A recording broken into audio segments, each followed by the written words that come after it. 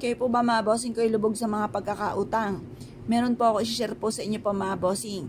Subukan nyo po ito. Basta parang kapag ikay kinabog at parang teka muna, magawa muna ito. Asya ilumarga na po kayo. Pero kung walang dating sa inyo, huwag nyo na lang po itong papansinin mga bossing. Ngayon po mga bossing, masasabi ko lamang at paulit-ulit natin sinasabi mga bossing ko sa video, kung gaano karami ang pangarap, ay ganun din po ang dami ng pagkayod. Kung nais nyo na magkaroon ng mansyon na bahay, mansyon din ang pagkayod.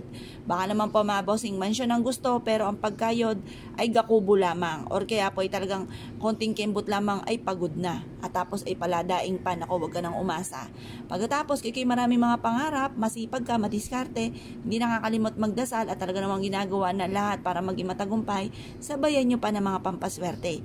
Ano tuloy-tuloy ang pasok ng swerte para mas maging masagana ang pamumuhay.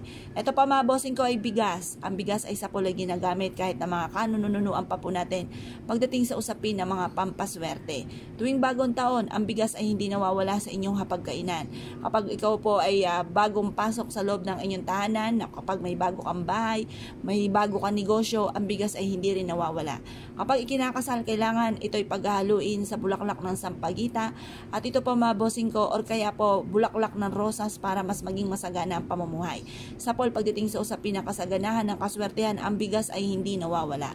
Ngayon po mga bossing, gamitin po natin ang bigas na pampaswerte. Marami kayong pwedeng paglagyan ito. Unang-una, pwede ka magsabit ng bigas sa inyo pong pintuan. Dahil sa pintuan ay lagi po tayong naglalabas-masok. Pinakikinabangan natin bawat oras, bawat minuto ang pintuan. Ganun din pa mga bossing ko, mainam na maglagay ka ng bigas sa inyong lagayan ng kaperahan, sa lagayan ng kaha, kung kayo may negosyo or taguan ng inyong pong pera, ang bigas ay magdudulot ng kasaganahan para magkaroon ka ng maraming ipon. Upang kayo po ay laging masagana ang pamumuhay, ang bigas ay huwag mawawala sa inyong hapagkainan. Ngayon pa mga bossing, ito po isa sa mga subok na napakaswerte. Magsiksik ka rin ng ganito, 3 butil or 5 na butil sa inyo pong pitaka or sa inyo pong bag at magdudulot ito ng kasaganahan. Mag-wish na mula sa inyong pong puso. Sabihin ang lahat ng nais po ninyo. Magkaroon ako ng maraming pera. Magkaroon ako ng mga bagay na matagal ko nang pinapangarap. Yumaman ako at maging matagumpay sa aking negosyo. Sundan ako ng kaswertehan, ako at ang aking buong pamilya. Yumaman at maging matagumpay. Mag-wish na kayo ng todo-todo. Walang masama po dyan. Walang maniningil sa inyo. Pagtapos nyo pong mag-wish, libre po ang mangarap mga bossing. Ngayon pa mga bossing, kung ikaw isa sa mga naniwala at nais nyo po itong gawin, mas mainam na gawin nyo po ito sa umaga, ng mga bandang alas 7 sa liwanag ng sinag ng araw sa umaga.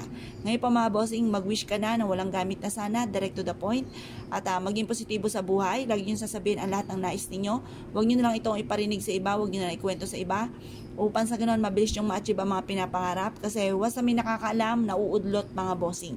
Kaya mas mainam pa na walang nakakaalam ng mga pangarap ninyo at hayaan yung ma-amaze na lang sila sa mga blessing na dumating sa inyo at magtanong na lang sila kung anong sikreto po ninyo. Or kaya i-share nyo po ang ating pong video upang sa ganon, kung sino man makakapakinig nito ay malalaman po na bawal ipagsabi. Ngayon po mga bossing, kung ikaw ay naniniwala at nais nyo po itong gawin, ay siya mga bossing, good luck po sa inyo po lahat.